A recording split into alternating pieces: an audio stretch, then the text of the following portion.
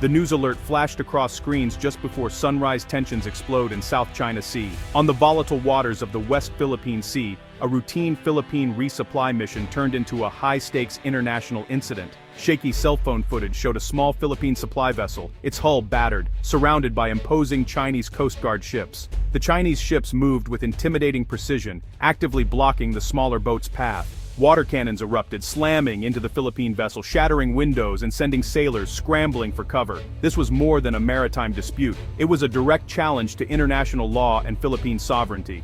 The Philippine crew, outmatched but resolute, pressed on to deliver supplies to the BRP Sierra Madre, a grounded warship symbolizing the nation's claim. Every journey is a gamble, a test of will against a superpower. This time, the gamble turned violent, and the stakes had never been higher. The incident sent shockwaves from Manila to Washington and Beijing. It was the latest and most dramatic in a series of confrontations defining this strategic waterway. But this time the aggression was more blatant, the response more defiant. The flashpoint came just weeks after the Philippines and the US announced a landmark energy exploration agreement. The timing was no coincidence. This was not just about a single supply ship. It was about energy, sovereignty, and the future of an entire region. The world was watching, holding its breath. The crisis was no longer a distant possibility, it was happening now. The balance of power in Asia was being tested on the open sea. The West Philippine Sea is a theater of near-constant friction. Filipino fishermen and military personnel face a pattern of harassment and intimidation from Chinese vessels, Coast Guard cutters and maritime militia boats disguised as fishing trawlers. These ships swarm contested features, forming virtual blockades and asserting control. For a Filipino captain, the sight of a dozen Chinese ships on the horizon is overwhelming. Radio warnings demand withdrawal, lasers target bridges, and psychological intimidation is relentless. This is the daily reality for the Philippine Navy and Coast Guard. Near collisions, like one at Second Thomas Shoal, are common, dangerous maneuvers that could trigger escalation. Each incident is a roll of the dice, a moment where a miscalculation could spark global conflict. The Philippines documents these confrontations, releasing videos and photos to the world. The evidence is clear.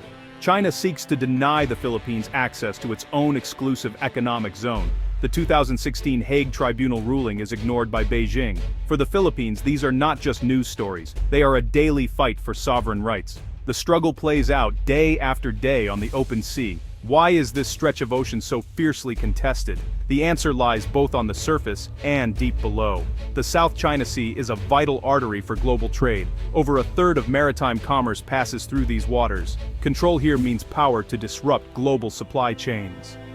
Beyond shipping, the sea is a lifeline for millions, teeming with fish stocks that sustain Southeast Asia.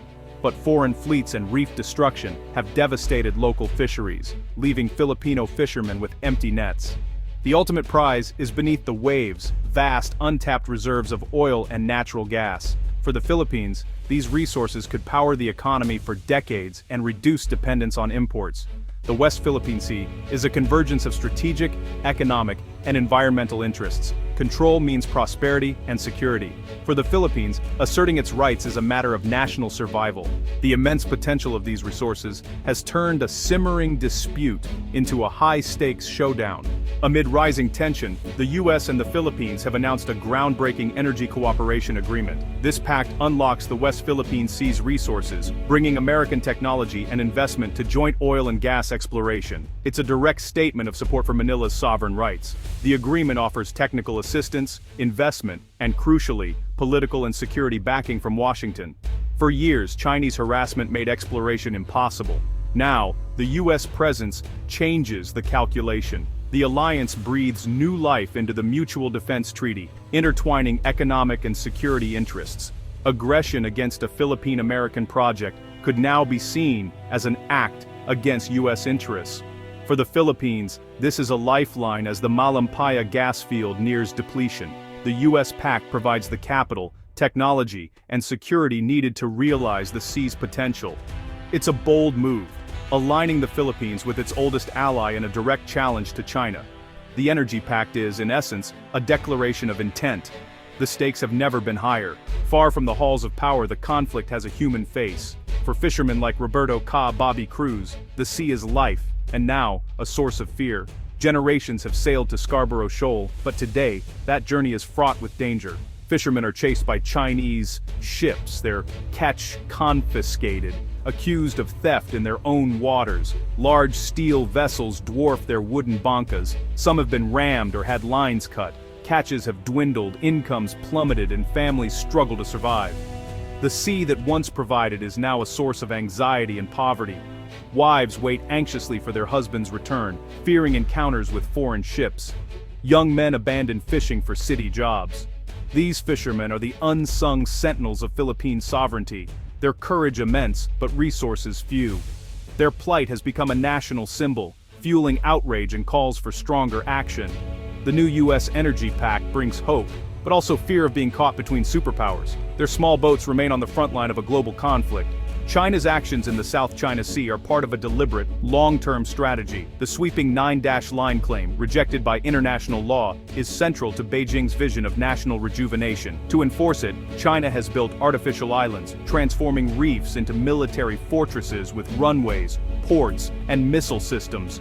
These outposts project power and monitor all activity in the region. Alongside military buildup, China uses gray zone tactics. Coast Guard and maritime militia vessels harass and intimidate, staying below the threshold of war.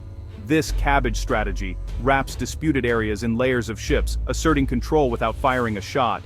Control of the sea secures shipping lanes, fish stocks, and energy reserves, while providing a bastion for China's navy.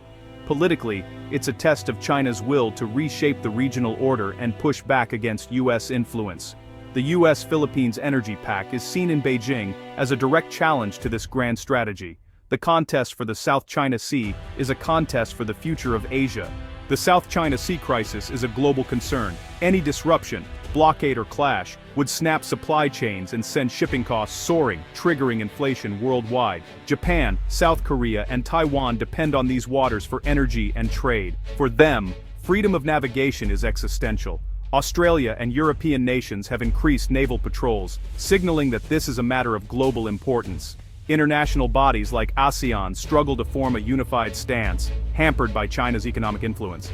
The crisis tests the limits of diplomacy and the relevance of international institutions. The new U.S.-Philippines Energy Pact is seen as an escalation, forcing nations to choose sides. For U.S. allies, it's a sign of commitment. For China, a provocation. The sea is now a stage for great power rivalry, with ripples felt worldwide. The world is drawing lines, alliances are hardening, and the stakes are rising. The South China Sea is no longer a regional dispute. It's a global flashpoint. The outcome will shape the world order for years to come. For the Philippines, energy independence is a national dream. Reliance on imported coal and oil leaves the economy vulnerable to price shocks and power crises. The looming depletion of the Malampaya gas field adds urgency. The West Philippine Sea's resources could transform the nation, providing stable domestic energy and attracting investment. Lower electricity prices would ease burdens on families and businesses, fueling growth and job creation. Billions spent on imports could be redirected to healthcare, education, and infrastructure. Energy independence would strengthen national security and foreign policy autonomy. The U.S. Energy Pact is seen as the key to unlocking this dream, but the path is fraught with challenges. Corruption, equitable distribution, and environmental risks must be managed. The promise is prosperity, security, and self-reliance. For millions of Filipinos, it's a future worth fighting for. The Philippines walks a geopolitical tightrope. On one side, the U.S., military ally and energy partner. On the other, China, powerful neighbor and top trading partner. Manila must navigate between these giants without being crushed. Leaning too far toward the U.S. risks Chinese economic retaliation and intensified harassment at sea. But accommodating China would mean sacrificing sovereignty and abandoning legal rights. The memory of China's past trade bans is a stark warning. The Philippines cannot afford to cede its territory or future. The U.S. Energy Pact is a calculated risk, prioritizing sovereignty and long-term security. It's a declaration. The Philippines will not be bullied out of its own backyard. The path ahead is perilous, with real risks of conflict. But the potential reward, prosperity, security, and self-determination, is worth the gamble. The choices made now will define the nation's destiny for generations. On the turbulent waters of the West Philippine Sea, the future of the Philippines is being written.